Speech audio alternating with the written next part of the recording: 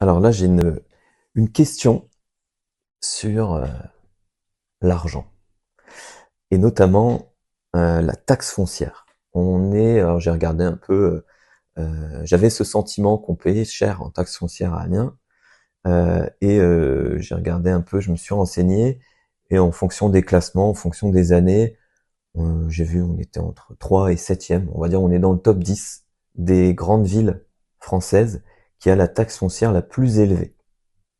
Or, on est très loin d'être dans le top 10 où le revenu par habitant est le plus élevé.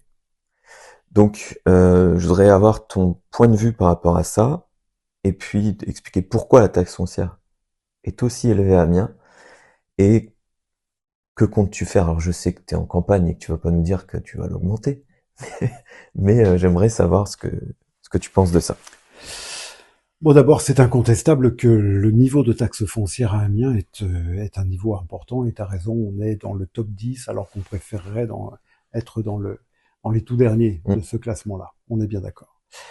Juste une remarque, le montant, le pourcentage, le taux de la taxe foncière, puisque c'est un taux qui est calculé sur une base locative, sur une valeur locative, ce taux n'a pas bougé depuis des lustres. Il n'a pas augmenté. Ce qui veut dire que depuis 2014, là où moi j'étais en charge des finances avec l'équipe sortante, on a fait en sorte que le taux de la taxe foncière reste inchangé. Ce qui explique que, alors que d'autres l'ont augmenté, au tout début, on était premier ou deuxième dans ce fameux mauvais classement. Et puis on régresse tout doucement, pas assez vite, mais on finit quand même par régresser. Autrement dit, on n'est plus complètement les pires, pour le dire comme ça. Première chose. Ce qui veut dire que si aujourd'hui je dis que je n'augmenterai pas une fois élu le taux de la taxe foncière, c'est évidemment pour dire que je suis crédible puisque je l'ai déjà fait pendant 12 ans, premièrement. Deuxièmement, évidemment, que si l'on peut faire mieux, si on peut baisser ce taux, il faudra le faire. Comment faire ça? C'est tout simplement rendre la structure qu'est la ville, et d'une certaine façon la métropole aussi, encore qu'elle est moins financée par la taxe foncière que la ville, c'est rendre la ville plus efficiente. Autrement dit, pouvoir faire mieux avec moins. Il est évident que l'on est dans un monde qui bouge beaucoup, qui change beaucoup, dont les technologies évoluent beaucoup.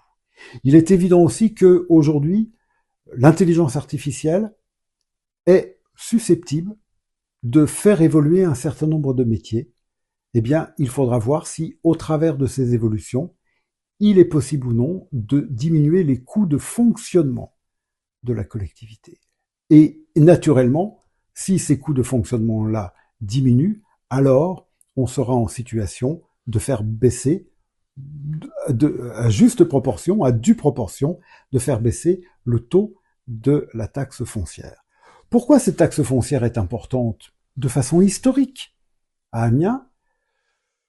Sans doute parce que Amiens est une grande ville, et c'est une grande ville qui a à sa charge des fonctions de capitale.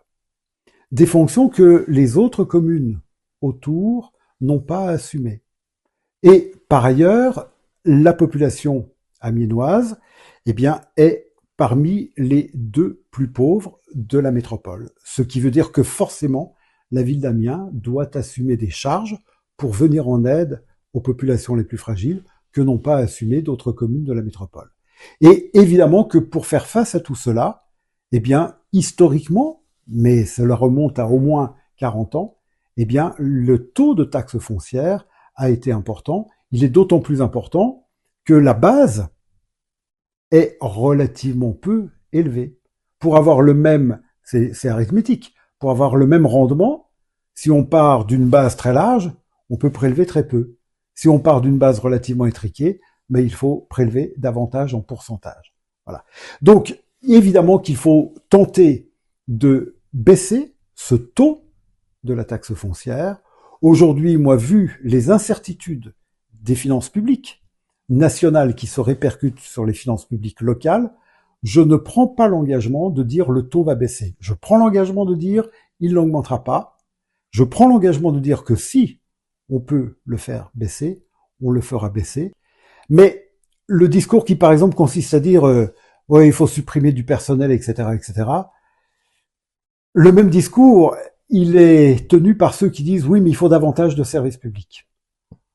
Or, pour avoir du service public, si on veut une ville propre, si on veut une ville sûre, si on veut une ville dont les routes sont entretenues, si on veut une ville avec une cantine, si on veut une ville qui s'occupe des enfants, forcément, il faut des fonctionnaires. Parce que l'IA, l'intelligence artificielle, elle ne s'occupera pas d'un enfant dans un berceau à la crèche.